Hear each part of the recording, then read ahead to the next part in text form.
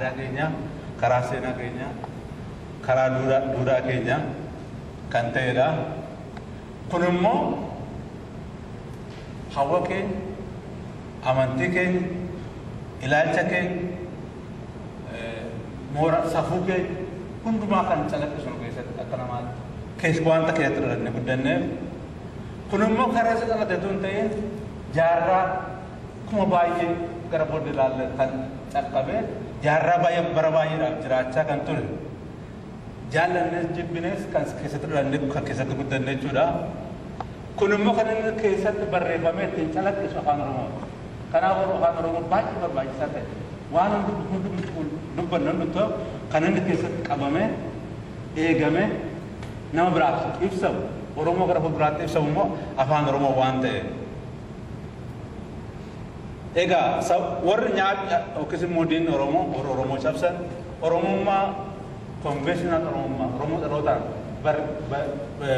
arganne balleessuu waan isaan dadhabaniif maqaa afaan Oromoo balleessuu dadhabaniidhaaf akkuma isinitti barbaadu deemu afaan Oromoo dhokateetu baadiyyaa keessa maatii uummata Oromoo keessa baadiyyaa keessa dhokatee bara baay'eedhaaf jiraate utuu hin jiraatee abashooti magaalaa keessatti illee ajjeesanii baadiyyaa lixanii ajjeesuu waan dandeenyeeftu dhokatee hafe jechuudha. Kanaafuu akkuma isinitti barbaadu gara fuulduraatti dubartooti Oromoo kan baadiyyaa keessa jiraatan waan kana qabanii akka inni jiraatu ijoollee isaanii barsiisanii namatti dabarsan yoo baadiyyaa keessa irratti guddatan akka afaan keessan bartan gochuu dandeessu. Warri dhiiraa magaalaa dhaqanii dhugaatii dhuganii araqee dhuganii afaan Amaarinyaa dubbachaa isaan galan caccabsanillee dubartiin Oromoo waan akkanaa ittiin dhiyaanne qabdee kan eeddee uummata dhufutti kan dabarsite dubartoota Oromoo. Kanallee baruun baay'ee nama rakkisa. Mee itti dhufna kan hundumaatti. Kanaaf afaan Oromoo baadiyyaa keessa dhokatee jiraate sabboonummaan Oromummaan achi jiraate achi guddate jechuudha. Achi keessatti nyaatni gadi baadiyyaatti gashee ukkaamsee owwaalee warra baadiyyaa jiru kanan immoo doofaa ollaalaa akka inni of jibbuu akka inni of daggatee nama biraa ta'u gochuu yaadanii. Egaa akkuma beeknu waa'ee keenya baruun baay'ee hin beeknu gaariitti hin beekna jennee yaadna akka gaariitti hin beeknu. Maaliif mana barumsaa hodhanne iddoo hundumaa hodhanne nu barsiifne kan namaa barre malee kan keenya hin baranne kan namaatu giddiidhaan nu barsiisanii yoo uummata Oromoo keessaa beekaan dhalatee nam barsiisanii abashooti mormarraa muruun ajjeesu hin hidhu biyyaa baasu waa'ee keenya qorannee hin barin jirra. Dhugaadhumatti of gowwoomsu ta'a yoo farra kaane waa'ee keenya akka gaariitti beekna jennee kaanee dubbanne amma horratanii jirru kun of gowwoomsu ta'a akka gaariitti hin beeknu.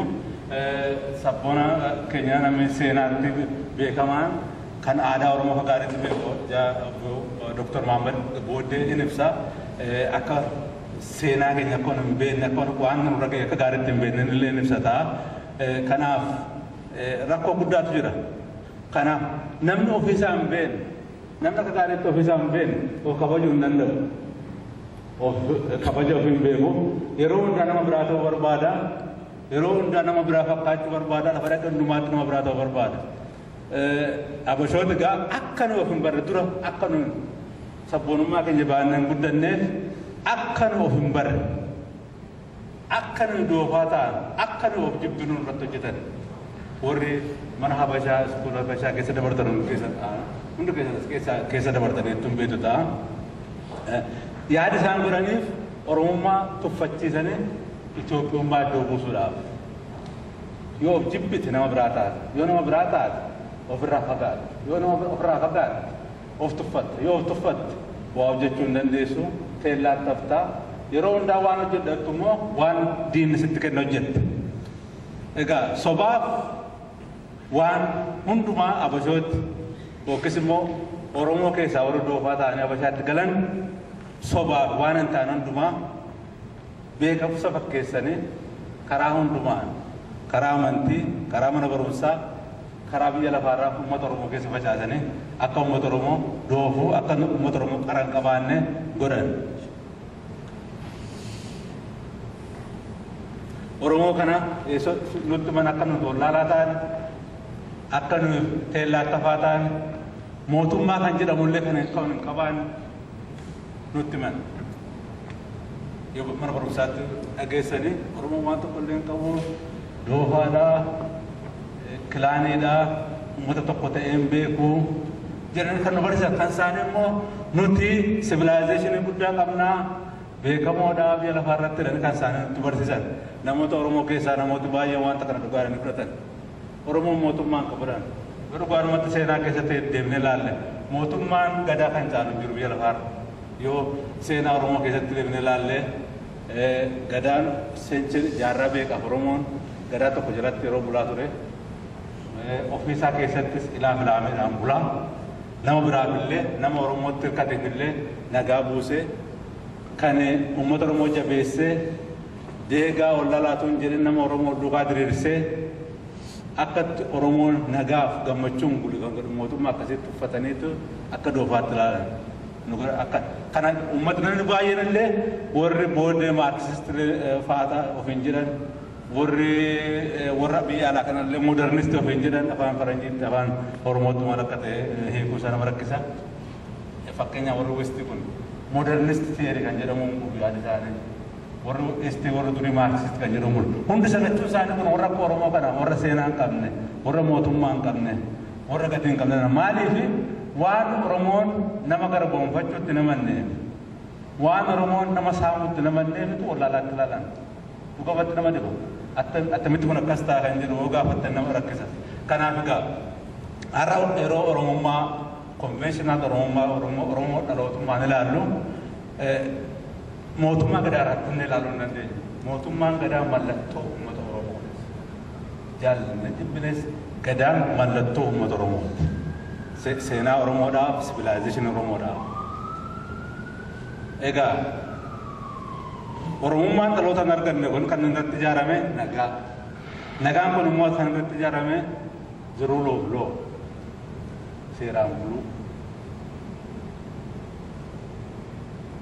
सेरांगुल सेर कुन मो तम तजारा में नमो ओरोमो तो कोल्ले तो कैसा नाम किसी नम नरोमो उलट रुपए और इमरेते सेरा तुम्हें येरो सेना के दिन निकाल सेरा तुम मुड़ा सेर कुन मो ओकास हद सदरित देवी में हारे फम मुड़ाने तो नमक कैसा ओके आफिलाने नमक मोतुम्मा खाना करने ने नमक कुन मो यो बल्ले से देवी सने वामने रागत बोसने नमक बजल्ले से यो जल्ले से जो ले साल फिर साल देवी ने मोतुम्मा कैसा गल्ले तो रने तो seran kulator romo kumallato romo harra kumallato kuran jira na jenna gaban so banjiro kana bitu wana makisar keje kana ko nyanna kana ko tufanna no tinama braden tane o kenya sintane gidu gidu bal welle kachachalle kana ko matro mortire bejo kana biga harra ga wana mawrut ko conventional roma enyu manar kan debi suda wan kun debu ka olitru fane marechu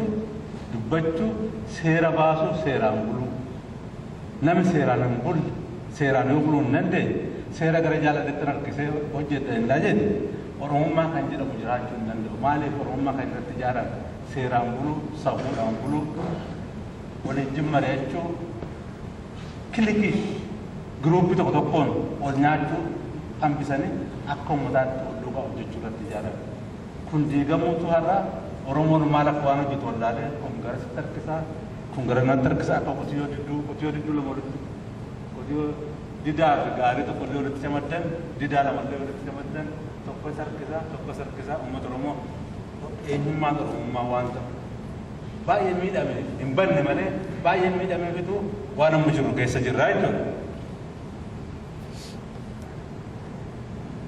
Egaa seeraan buluun immoo dirqamaa fi accountability namni waan jaallatu jira sobee galuu hin danda'u haqa jallisee galuu hin danda'u justice jiraachuu qabu fairness jiraachuu qabu Oromoon akkasitti jiraachaa ture conventional Oromummaan eenyummaan arganne kana ture har'a kun jiraa jennu oggoboo seena maaliif eka keessaa bannee namni waan biraatti naqee uummata Oromootti naqeeti waanta turee fi waanta kun hundumtuu jiru yoo dhugaadhumatti Oromummaa kana Oromummaa deebisuu barbaanne accountability fairness justice uummata Oromoo keessa jiraachuu qaba. Egaa gadaan mootummaan Oromoo jaarraa baay'eedhaaf fedhii uummata Oromoo hundasaa tokkoon caalchisin seera walqixxummaan seera egalitarian democracy kan jedhuun nama Oromoo hundumaa walitti qabee bulchee jiraachisaa ture nama biraallee namatti dabalamallee jiraachisaa ture jechuudha. Egaa amma yeroo deemnee bilisa obbaafna jennu waan akkanaa kana bilisummaa keenya keessatti naquu dhabuutu ideoloojii keenya keessatti naquu dhabuutu namooti akka waan tantaanirratti nyaatee waan hamaa hojjetu akka waan godheef rakkoo guddaa keessatti irra jechuudha. Gadaan kun immoo waan baay'ee of keessaa qaba. Tokkoffaa waaqa guddaatu jira dhaamana gadaa keessatti namni Oromoo waaqa guddaa jira. Uumama jira hawaasa jira. Waaqaaf uumamaaf hawaasa gidduu safuu jira. Safuun kun yoo cabsitan cubbuu jechuudha. Cubbuun kun immoo jettan gaafa duute sitti faradamame harma uummata Oromoo si waame cubbuu akkasii hojjettee cubbuun kun sirrii miti jedhee si qajeelcha. Gaafa du'e sabooda namoota gaafa du'an gannata galuu osoo hin ta'in hamma akka wanta biratti fudhatta jechuudha uummata Oromoo keessa. Kanaaf namni cubbuu hojjechuudhaaf irraa of eeggata waan akka wanta biratti hin jiraatuuf. Oromummaan durii konveeshinaal Oromummaan kana qaba ture. Amma garuu kun jiraannaa jennee gaaffii guddaadha. Kana keessa dubbii guddaa jira. Jeeqamee jira. Safuun waaqaaf namaaf uumama gidduutti kana gaatti jiraachaa jiru. Uummata Oromoo keessatti illee hin jiru. Warri uummata Oromoo irratti immoo hamaa hojjetan immoo isaan bira immoo waan tokko illee hin jiru. Kun immoo beektu. Egaa masaraa yookiis instituushinii baay'ee qaba ture Oromoon. Tokkoffaan gadaadhaa, siiqqee, qaalluu, waaqeffannaa kan hundumaa keessa galee naasawar yeroo hin qabu. Garuu kun hundumtuu safuun amman jedhe kun balance between waaqa, nature, society gidduu akka jiraatan godha kun hundumtuu akka Oromoon ilaalu falaasama uummata Oromoo akka Oromoon aadaa isaa hojiirra oolchatu. Kun hundumtuu afaan Oromoo lixanii afaan Oromoodhaan immoo uummata Oromoo irratti mallattoo ta'anii turan. Kana gaa Oromummaan kan jalaqqisu. Egaa gabaabumatti isinii ibsee wanti kun wanta baay'ee dheeraadha. Kan akka gaariitti baruudhaaf seenaa Oromoo jaarraa 10 jaarraa 20 gara teellaatti deemanii baruu barbaachisa. Kanallee boonerraa irraa jenne gochuu hin dandeenyu. Gaafa mootummaa arganne biyya keenyatti nagaa qabaanne qofaatu jaarraa meeqa teellaatti deebinee haasofna.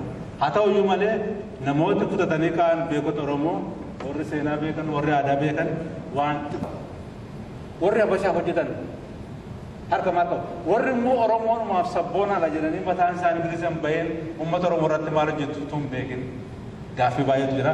Kan hundumaatti nuti jettan dubbaddaa. Egaa koloniyaalizimii and separation of Oromummaa akka Itoophiyaa koloniyaalizimii waan hojjete hundi keessanuu amma tokko immoo beektu kan inni ta'e kuni Yuurooparraa kutamee hin ilaalamu yeroo sana waan Oromoo irra ga'e beektu keessa deebi'ee seenaa keessa illitu xinnoo ishee jigeetti ilaaluu dandeessu. Waan an guddisee irratti taasisuu barbaadu akka uummata Oromoo hooggana ofiisaan bahee galu uummata Oromoo hin qabaanne godhan hooggana waan guddaadha. Namni hooggana hin qabaanne nama mataa hin qabne mataa keenya nurraa muran warra beekaa ajjeesanii bitan ammallee ni ajjeesu ammallee ni namni beekaan Oromoo keessatti akka dhalateen guddanne kun haala kanatti illee namni beekaan akka waan hojjenne maqaa xureessanii maqaan akka nu waan dubbanne Oromoo irratti galmeessanii beekaan Oromoo keessaa bahee akka Oromoon gara fuulduraatti mootummaa hoogganan arganne. Hooggana dhabuu jechuun jaamuu jechuudha. Nama hoogganan qabaan hoggana baheen hoggana akka gadaatti hoggana biraa kanan jedhamedha. Hoggana accountability qabu seeraan kan bulu uummata isaa kan kabaju uummata isaa kan mari'atu dhabuun rakkoo guddaa uummata Oromootti fide. Kanallee gara fuulduraatti qabaanna kan jedhu gaaffii guddaadha. Gara fuulduraatti irratti haasofna.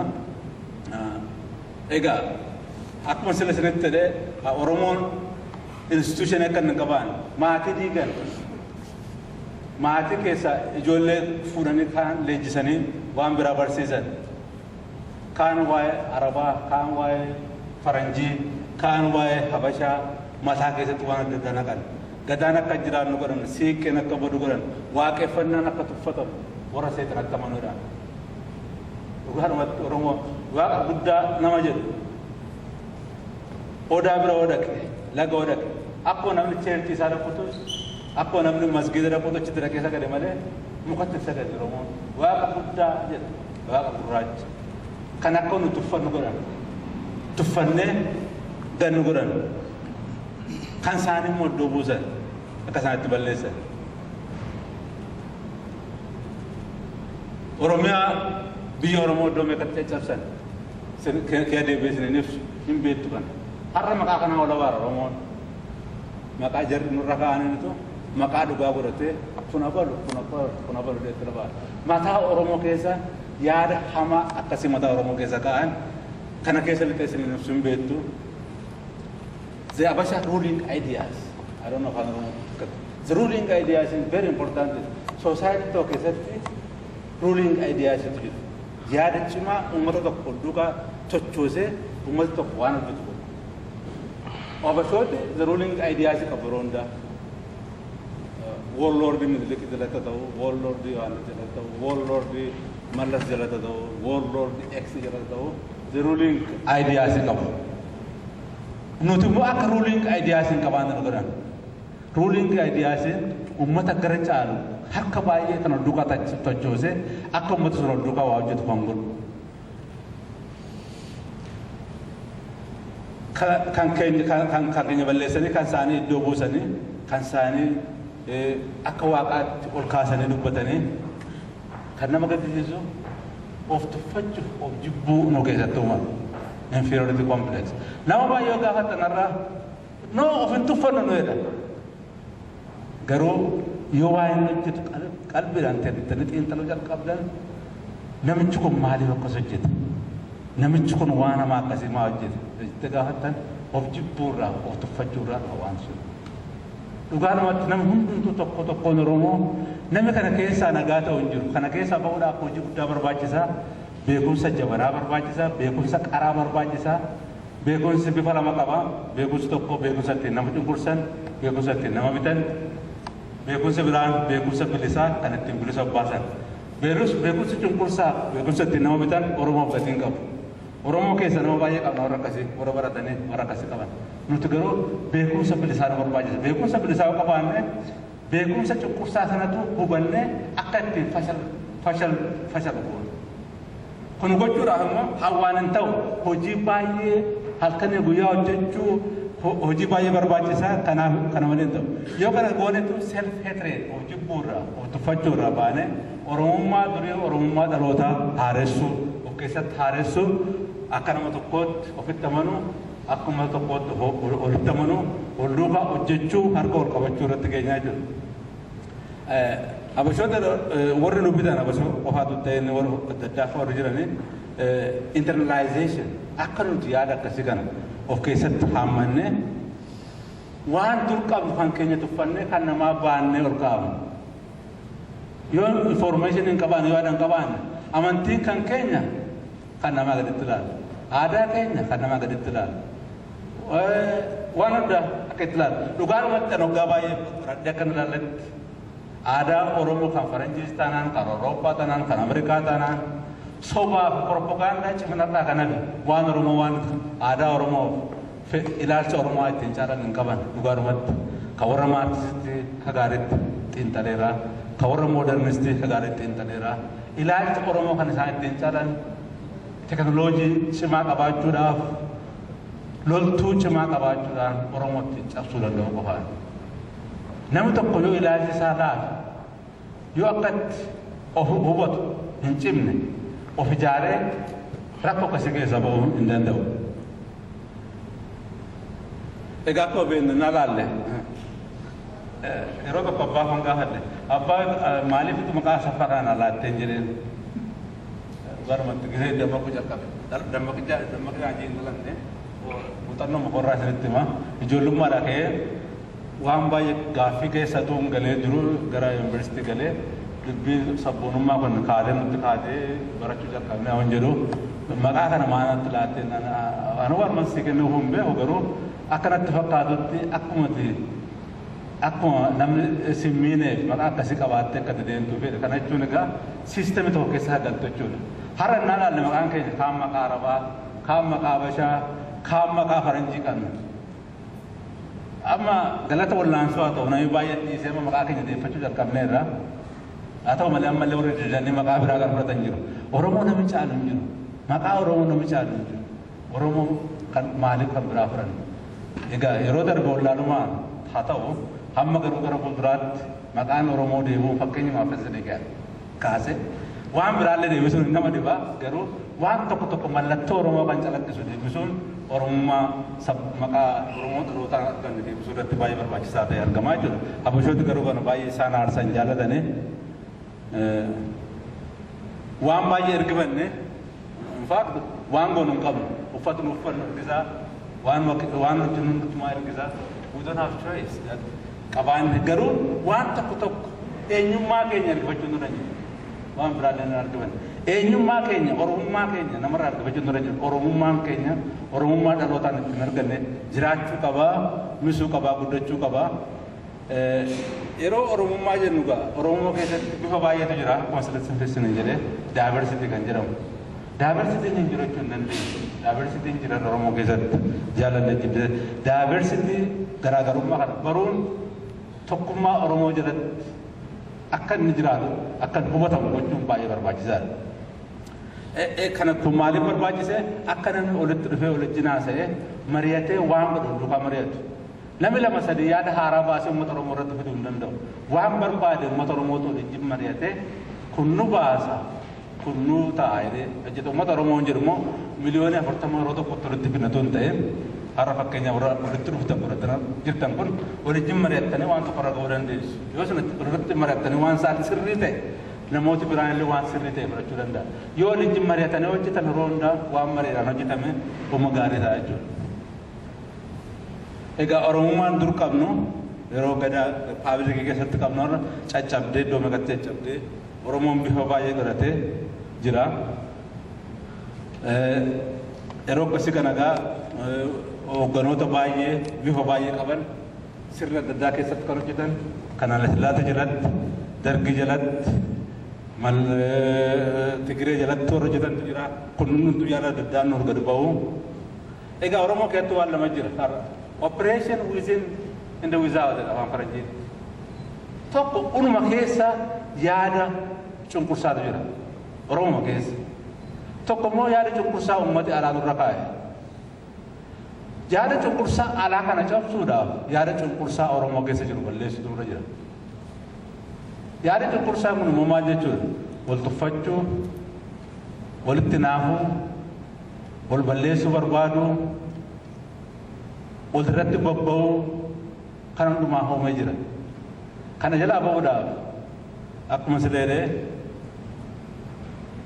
dhimma keessan dhimma Oromooti.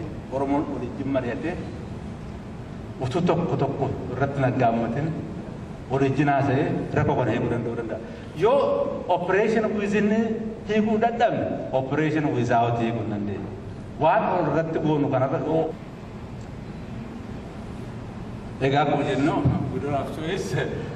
Waggaa dhibba tokko ol yaada Habashaa, yaada Faranjii, yaada Arabaa mataa keenya keessa lixee mataa keenya keessatti iddoo guddaa godhatee nu kaamsee jira. Bifa adda addaan, bifa beekumsaan, bifa amantiin, bifa adda addaan nu keessa lixee kan iddoo hankeenya keessaa dhiibee baasee iddoo qabatee jira nu keessatti. Dubbii salphaa miti kun salphaa ta'uu fakkaachuu danda'a. Gaaffii baay'ee kan kaasudha. Maal gochuun nurra jira kan jedhu kan kaasudha.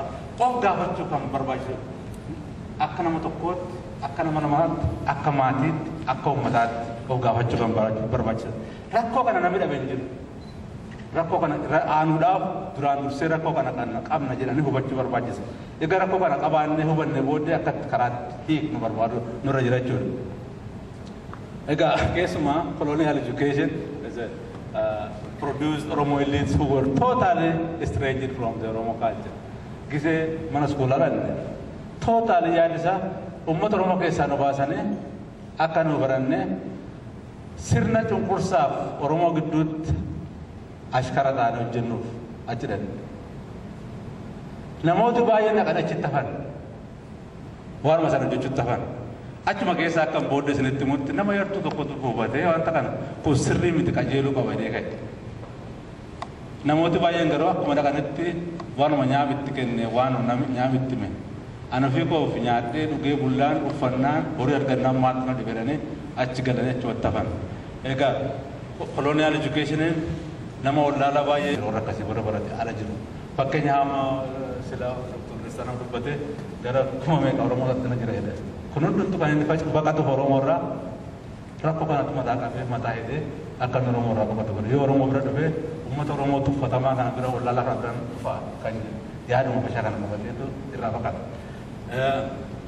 Egaa barumsi nuyi baranne akka nuyi aayidiyaasii waan namaa beekumsa warra kaane tormenters warra nama miidhan warra nama cunqursan warra soban demokraasii haasa'u homaa irraa haasa'u biyya lafaarraa faranjiinis arabis abashaanis kan haasa'u dhugaa isaa ilaalle waan isaan hojjetan uummata Oromoo irratti ta'uu isaa waan isaan hojjetan ilaallu kun soba ta'uu isaa argina.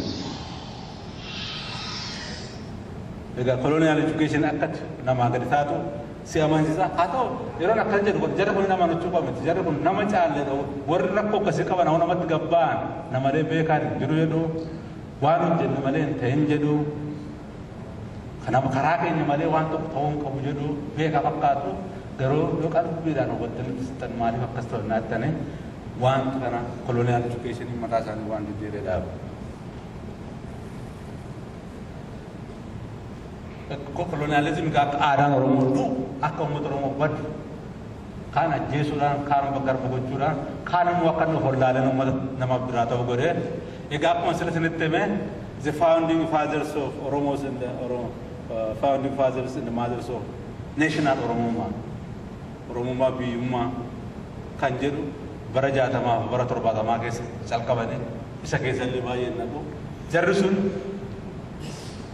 conventional Oromoon dhalootaan maal akka ta'e hubataniitu maaliif miidhame Oromummaan keenya jedhanii akka Oromummaan kun deebi'ee dhalatee guddatuuf yaada sabboonummaa yaada ilaalchaa uummata Oromoo keessatti ilaalchuu jalqabanii egaa hamaan qabu nama maqaa isaanii dhahee darbee warri kun keessumaa kan beekaman kanatti Macaatuu Lamaadhaa fi Aadde Ukkaamaman nyaaba bakkee beektu sinnu nyaaba keessaa kanamaa kan nyaaba harkisee fidu kan Oromoo haqqubatti qabee ajjeesisu kan Oromoo hiisisu kan Oromoo saamsisu har'a ta'e ni ilaalle Abashaatti kennaa jenna warri paarlaamentii Abashaa keessa wattaaddarri Oromoo ofiishaalsiin Oromoo militariin Oromoo meeqatu jira warri Oromoo saamee qalsiisu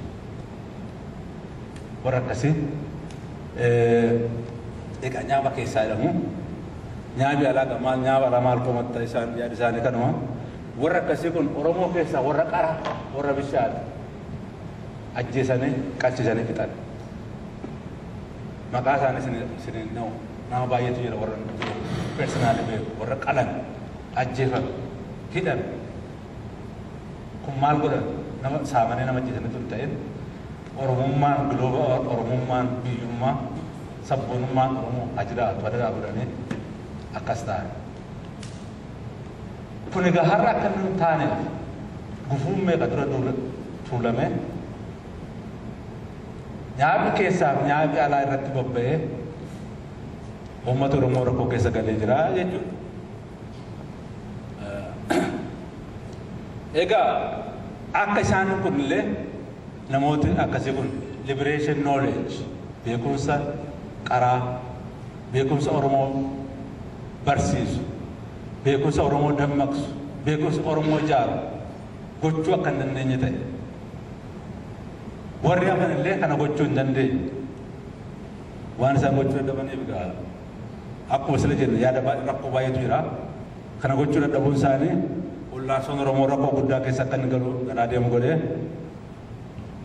egaa sabboonummaa biyyummaa sabboonummaa Oromummaan conventional Oromummaan ganda gandatti iddoo addaatti caccabee jiraata sabboonummaan Oromummaan biyyummaa waa'ee biyya Oromoo waa'ee uummata Oromoo kan nama yaachisu uummata tokko biyya tokko yoo duukaa dhaabbanne malee bilisa ba'uu hin dandeenye yoo duukaa hojjenne malee duukaa hin dandeenye warri kun uummata kooti namooti warri baay'een kun uummata koo ta'uu jiru nama adda addaa ol facaasee addanaan ilaala garuu kun akka biyyaatti of ilaaluun kana gochuudhaan maal barbaachisaa iddoo sadiitti ollaansa koo barbaachisa sadarkaa sadeetti on personal level namni tokko laansoo qabee waa jechuudha ofiisaa ofiisaa ba'uu qaba tura.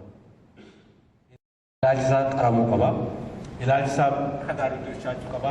Beekumsa jabanaa qabaachuu qaba. Beekumsi cunqursaa maal akka ta'e baree beekumsa bilisaa barate beekumsa cunqursaa sana fashalsiisuu danda'uu qaba. Akka hawaasaattis fakkeenyaaf Oromoo Community Organization akka hawaasa tokkootti akka hawaasaatti loluu karaa fudhatanii wal ijaaranii loluu barbaachisaa. Akka biyyaatti waan lama tokko institution adda addaa qabaachuu lama immoo jaarmaa polotikaa qabaachuu nuti balleessaan godhaa ture mammaatti jaarmaa polotikaa irra qofaa irratti fookasii goone.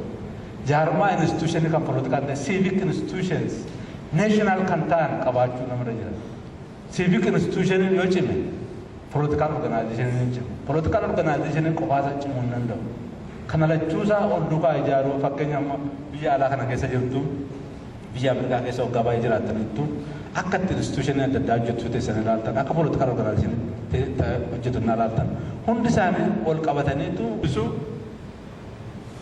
garaagarummaa keenyaaf tokkummaa keenya akka hamaatti tun ilaalin celebrate gochaa ol duukaa irratti hojjechuu garaagarummaa waan jiru kutaadhaaf amantii qofaatu hin ta'in amantii laatinitti immoo wanta baay'ee jira ittiin dhufa. Okay, diversity and unity in the Oromummaa. Kana baruu barbaachisaadha. Yoo kana barree ofuma keessa wal nyaachaa oolta duraa dursitee. Nama tokko mana illee garaagarummaa tokkummaa jira. Kaan dhiiraa, kaan dubartii. Kaan waan biraa jaallataa, kaan waan biraa jaallata. Diversity jechuudha. Diversity kana handle gochuudhaaf gattaanii waliin mari'atanii irratti haasa'uu barbaachisa. Kanaaf garaagarummaa keenyaaf tokkummaa keenya hubachuun nurra jira. Openly irratti haasa'uun nurra jira. Dhoksuun namarra hin jiru. Yoo waan tokko mamne waan tokko deemaa jira jenne waan akkanaa deemaa jira maaliif deemanne gatteenyi haasa'uu barbaachisaa. Warri karaa keessumaa karaa amantii, karaa waaqeffannaa, karaa islaamaa, karaa kiristaanummaa dirqama guddaatu irra jira. Maaliif nuti kiristaanummaa fudhannes islaama fudhannes nuti araba hin taane nuti faranjii hin taane juusii hin taane oromoodha amantii ergifanne malee. Amantiin sun amantiin nuti ergifannu kun oromummaa jabeessuu qaba. Yoo oromummaan jabaatetu masgida qabaachuu dandeenya nagaa, cheerchii qabaachuu dandeenya, lafa waaqeffannaa qabaachuu dandeenya, biyya qabaachuu dandeenya. Kanaaf hundeen oromummaa hundi amantoota oromummaa akka Martin Luther King nama biyya turuufaa akka Desmond Tutu akka Malcolm X warra islaamaa warra akkasii barbaada. Warra ta'anii namaaf dubbatan warra viizinii qaban oromummaa misuu danda'a. Amantoota akkasii akkasittiin uummata Oromoo keessatti jabinaa fi guddina fiduu danda'u. Egaa irratti haasaa akka Oromoo gidduutti garaagarummaan hin jira. Waraqaa isaanii beekaa, waraqaa isaan beeka malee dura Landan keessatti wal agarree achirraa ka'ee yeroo baay'ee irratti oosama irratti argaa, waggaa hedduu irratti argaa. Dr. Muhammadiin akkamitti ilaallaa yoo naan jettanii ana waan abbaan kiyya jaarsaa xinnaa ta'e olii gadi na deemu. Koortii kanaa wannoo kana biyya keessan hin deemu. Waan natti mul'isan waan tokko tokko na barsiisan. Jaarsonni keenya akkasiin nama barsiisan nuti xinnaa nuti fakkaataa akka isaan nu barsiisan. Waan jaarsonni keessa nu barsiise seenaa san warra katabee lafa kaa'ee nu callaa isaanii sun ta'e of duratti warra dabarsee keessaa jechuudha inni. Waan naan jedhantu jira maali? Oromoon gaara guddaa qabdii jedhan. Gaara guddaa qabdi bakka. Warri nu bitu ammoo kosii xixinnoo qabaa jedhan. Ganama ka'u mara kosii sanitti daaraa darbaa jedhan. Akka kosiisu ol ka'u. Oromoon ammoo jedhan gaara guddaa san akka gadi bu'u ganama mara akka qofa fudhatee itti ka'ee isa gadi qotaa jedhan. Kana kan sitti mul'isan naan jedhanii naan deemaniiti. Haaji Adam Saaddoo jedhanii namni isin beektan jiru beekaadha. Baay'een keessanii hin beektan seenaa keessatti. Haaji Adam Saaddoo fi nama tokko ammoo biyya Oromoo bulchu deema jira. Namni kuni yoo laaltee waa tokko hin beekuu naan jedhan. Waan isaan naan jedhan xinnatti namni kun. Isatu ol ka'ee akkanatti dura deema. Nama tokkotu dura deema kabiraa. Kan dura deema san tanaastilii jedha. Kanatti ol ka'ee deema. Oromoon gaanatti ce'eeti wannoo sirra buufatee akkanatti lafa hundata. Osuma akkanatti deemu Haaji Adam nama tokko waliin garasii dhufan. Oromoon akkasitti lafisuun marti ويتا جار كوني دبريجو أتشجع كاري راليته لالي أن كوفي هجمك أكمل كلامي بيكم سلمي تشجع كنا ولد تصوبيدي سما يفي لا بيان أكسترا بيكا كسيتي كانوا كيساكم جروجون بيكو تاتين نتنين سينا إسا سينا أورومو أكن جبيسني أسينوغان بدوات كانوا دبرسن جركان جبيسون رجلا ما جركان أمري موهاتو هاجي جرا بدان سك وانت سامو جدان بدوات كي وانت سامو جدان كان بيكو تاتين جبيسون أورومو ما جبيسون بيكو بدان كان بيكو تاتين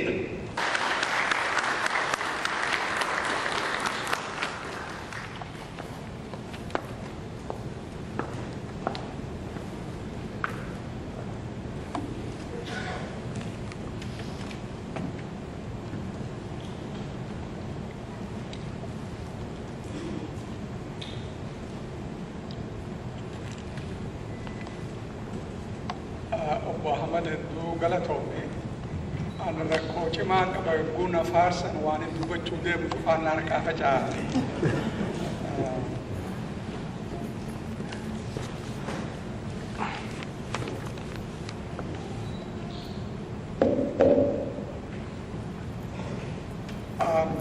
mata dureen dubbii tiyyaa taniin xiqqootti qophaa'ee dhufe wanta jettii beektaa seenaa keenyarraa baruun karaa kamiini oromummaa jabeessinaa waan ja'aati. Learning from our history is the key for revitalizing oromummaa ka jiru. Asirratti immoo akka warri organize godhe isaan komachuufi miti beektaa organize godhuun hedduu gaarii why and how Oromummaa failed waan ja'aati. Oromummaan fail hin goone. Please misunderstand hin godhina. Oromummaan never failed. Ummata keenyaatu cabe. Ummanni tokko yogguu cabe everything waan qaban cufaatu bada. Waan amma Asaffaan barsiise kana. Kanaaf ummanni keenya durirraa kaasee yoo akka gosatti illee if yaame Oromoo ta'uu ni beeka waan 1960 keessa jammaramee miti eegalamee miti durirraa kaasee akka Oromootti if beeku lafaa kaasee hin jiru beektaa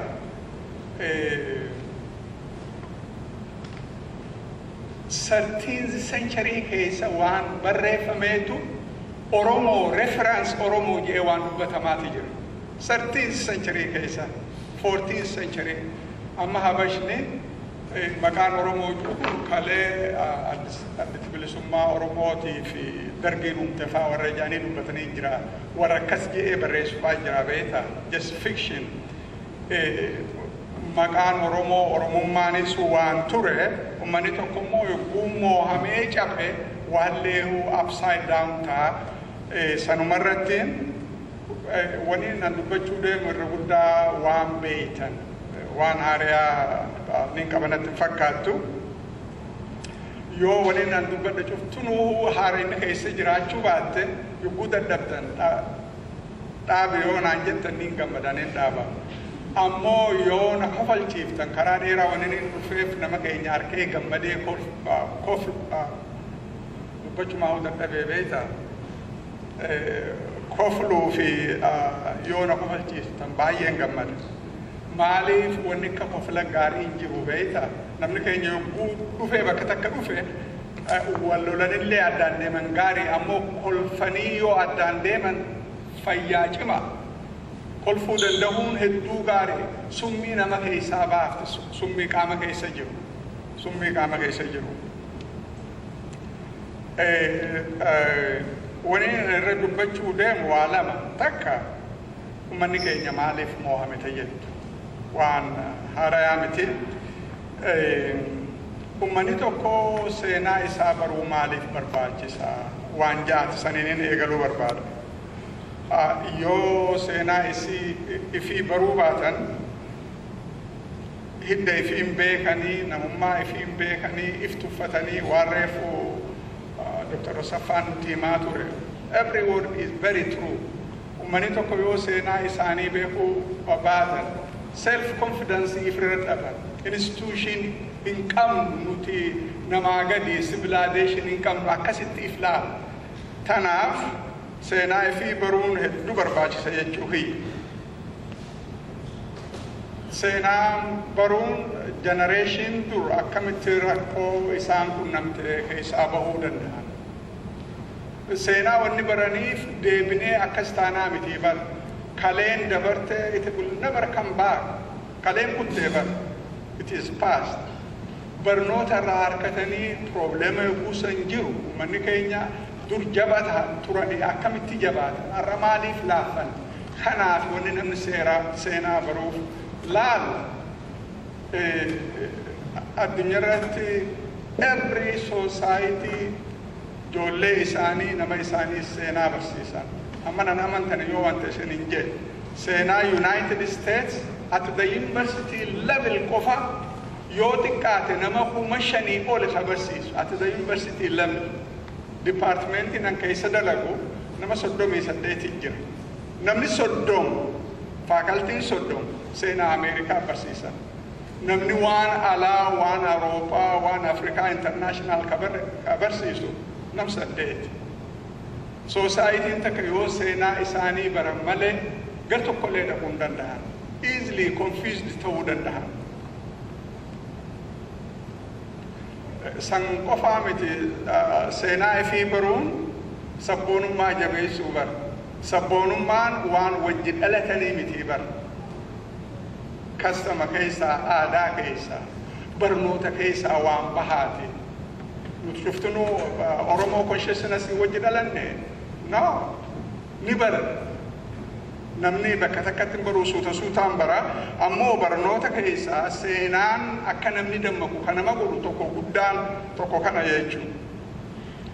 An akkaan laalutti akkuma reefu Asaffaan jettiin jaa yoo wani nama kun isin aarsuufi miti namni nama aarsuu jecha karaa dheeraan deemu yooni wallaalcha seenaa Oromoo namni wanni beeku uuma ganda isaati uuma gosa isaati uuma diina isaati uuma laga isaati broad Oromoo history namni beeku ni xiqqaata anni beeke jechuu guyyaa miti beekaa jiran hedduu xiqqaata. Nama broad vision qabaachuun danda'an yoo seenaa uummata isaanii baruu baatan. Saniifi namni yogguu politikaan tokko ta'e ishuu takka yogguu kaate gabaabdutti namni uuma beekutti fiigaa bara. Moodeeluma qabutti fiigaa bara. Tana mata qabachuu nama barbaachisa jechuu kiyya.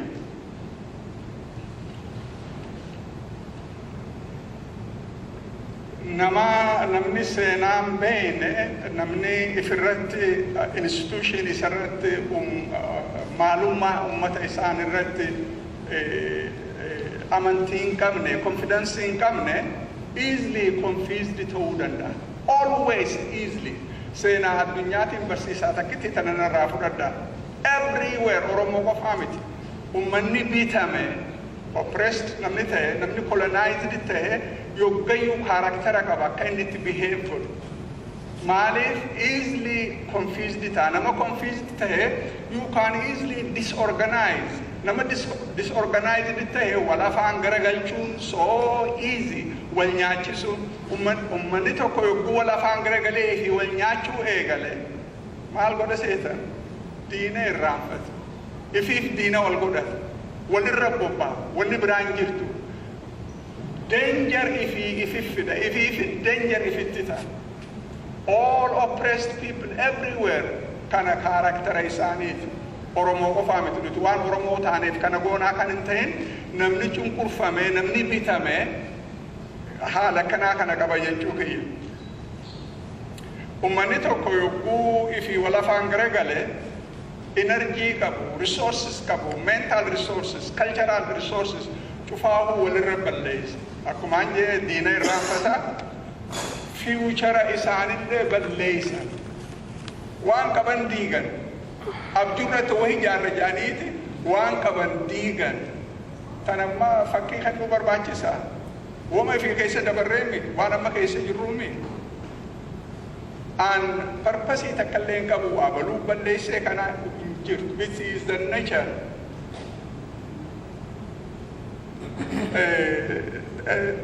تانين جچو بربادو من كينيا چابه مالف چابه نين دبدا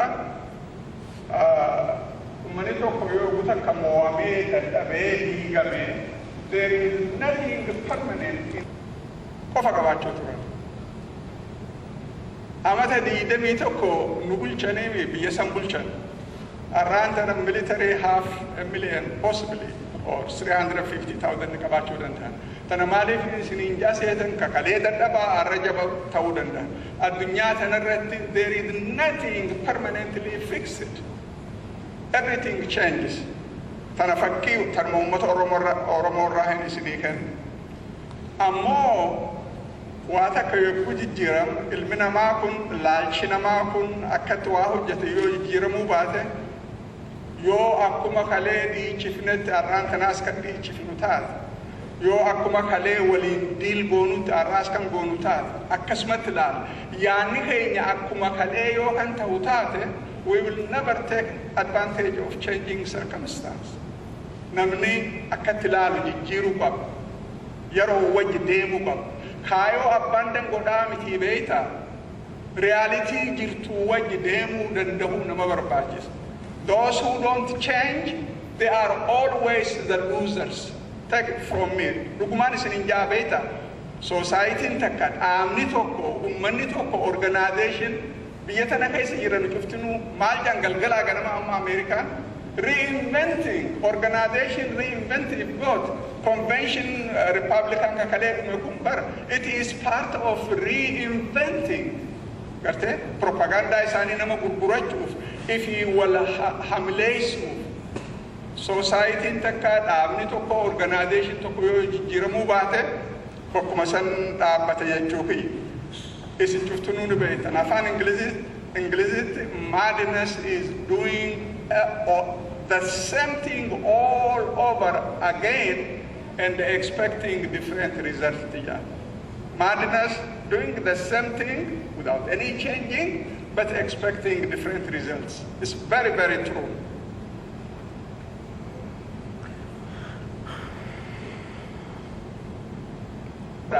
It is always the organization, Nambaramit. Rabbi Jatana understand the in 1758 موتمان انجليزي يوكو انديا كبت وتادر كم سدين انديا كبت كم سدين سان كيسا هو كم نلما انديان soldiers سر انجليز نمتكاتو ريسورسي اندياتين ديغا انديانين انديا كبتني امتا دبلا مبلشان in the 19th century China narantana superpower tatetun European namatika America fi wahidu military tak kan moduf wahidu jir heddu minasan kaisa wo ma afrika fa mention go pachuwar ba takka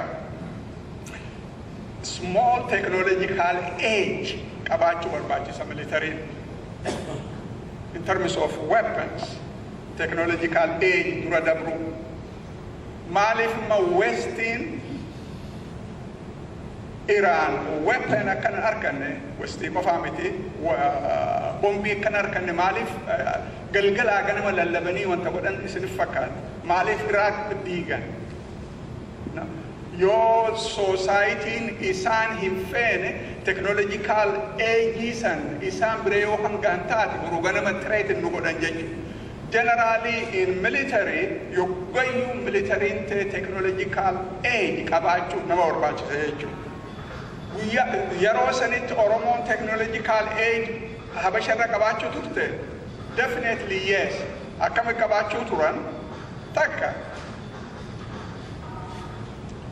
oromon fardan lolt oromo fasu kanenten fardan lolutte umman Africa had wori farda lola kaka oromoti expert horseman nijira nati fakat تنرى تكاتنا فكاتي بروفيسور علي مزوري habashni akka farda lolarratti use godhan oromorraa baraniija wanni inni dhuga jechuu kan hin tahin oromoon dur fardaa loluu turan jarana mata qabadha up to the first world war fardi tanki ture it is the first world war invention of tanks fardi akka lolarratti gatiin qabne ka godhe san duratti fardi it is the key ummanni keenya du fardaa loluu ture jollummarraa ka'anii talamaddiiti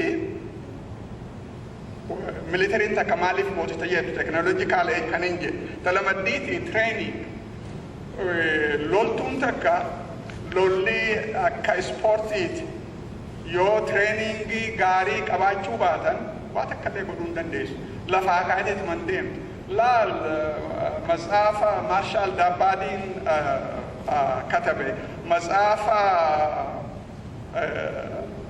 artikila Anton Dabadin katabe Marshal Dislavic katabe kan Dr. Ayalo kan no translate kode yo kan dubbiftan taate dhibba tokko dura kan katabame maal jaseeta ilmoon Oromoo tokko jollummarraa kaateeti military training barti kun amata dhibba tokko dura katabame abbaa Bahareen yoggaa dhibba afur dura yogguu katabu jarri kun jollummarraa ka'aniiti lola baranii xiqqaa guddaan isaanii lola beekanii gabaabdutti jollummarraa kaasaniiti waan lolaa baran jechuu trainingi definitely Sanijecha in 1888 Minilik Talaya Katabeti Malja Setan Kara Harakana Egyptians Biya Hararge Kabatani Turani Kawe Nekachu that Europa Africa Talaya Katabu man to man, these are his words, soul to soul. Man to man, we will never be able to defeat Mataka. Man to man, only 130 years ago. Yoga we arkachuu baanne maaliif namni keenya takka jaynummaa akkuma namni qabutti training waan jirtuuf jaalala bilisummaa waan jirtuuf man to man waa takka illee godhuu hin danda'amtu ta'eetu. Just in 1884-85 xalaayaa Minilik katabe irratti man to man there is no way.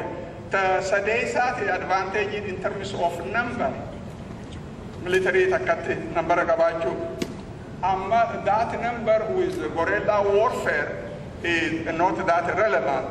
Ta afreesa ta'in an dubbachuu barbaadu the moral will to fight.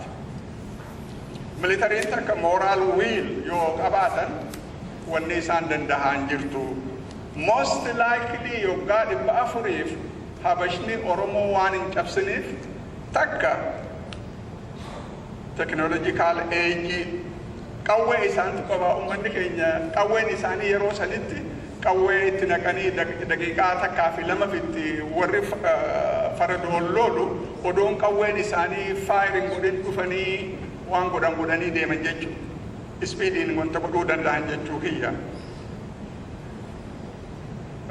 Surprise is in God. By 1700, Beetonni Habasha conclude 100% conclude godhanii jiran tana lafaa kaaseen jiru ummata kana moohuuf yoo qawwee arkanne malee. Already by 1700, by 1800 saniitu hojjarra ooluu eegale. Laal jabina namaatis dagachuun nurra hin jirtu. Egaa ummata kana qawwee arkannu malee moohuu hin dandeenyu. Eega jaan booda toofta baasuu eegalan karaa kamiin qawwee argatan. Ummanni Habashaa karaa teeknooloojiitti karaa tokko karaa ummata keenyarra wayyaa qaban ammoo karaa teeknooloojiitti hamman takka illee nurra hin jiran. Tana ni kijibnu yoo wanta ta'an an jibbansa Habashaan qabu jara keenya matannaa qabaddaa. They are good people, no doubt. Ammoo karaa teeknooloojiitti ummanni keenya qawween tolchu, xiyyitiin tolchan, madaafan tolchan, habashni tolchan.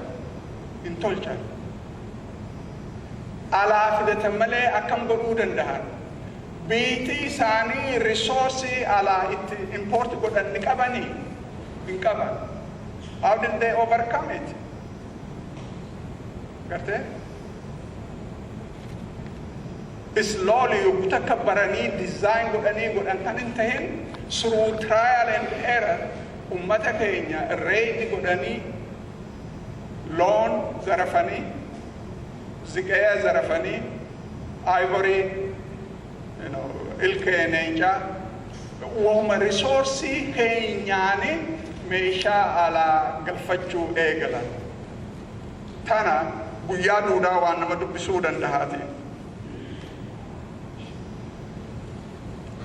Ummanni keenya gaa maaliin cabee seetan qawwee alaa galte ta wataadara Minilik eenyu tureen godhe is French soldiers tasanii wayii shakkiin jirti.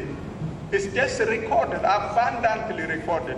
Faransaayitu train godhe qawwee Faransaay irraa Itaaliyaan irraa Reeshiyaan irraa biyya alarraa qawwee saniin kan ummanni keenya cabuu dandahe jechuudha. Yeroo san keessatti habashni technological age ummata keenya gubbarra qabaatan ummanni keenya international support qabaachuun turre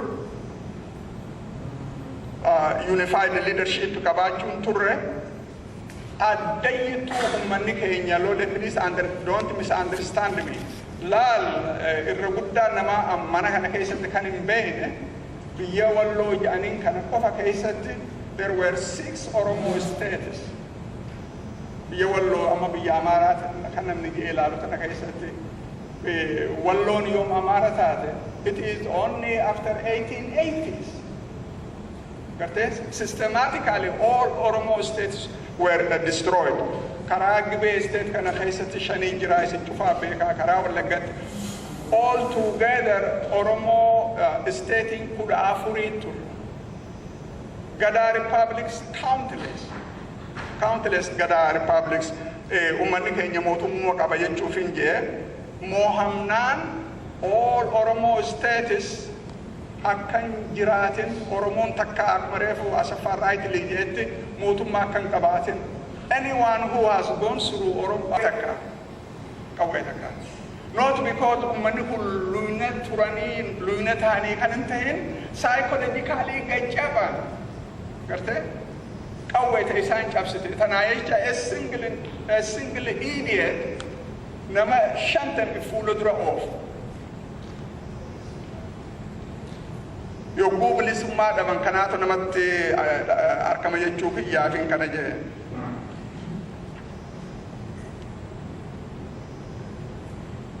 Amma tana mara kiftu bira dhufuu kiyya.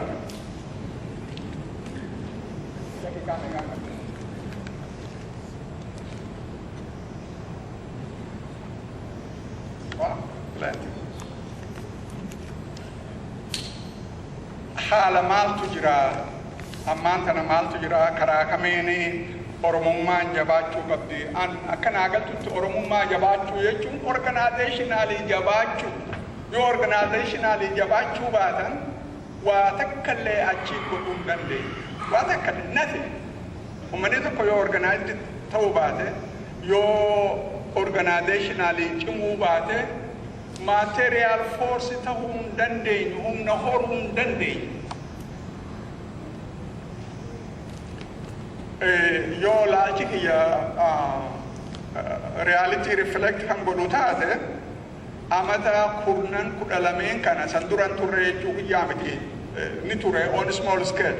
Amata kudhalameen dura dabre kana keessatti politikaa Oromoo keessatti unbelievable negativism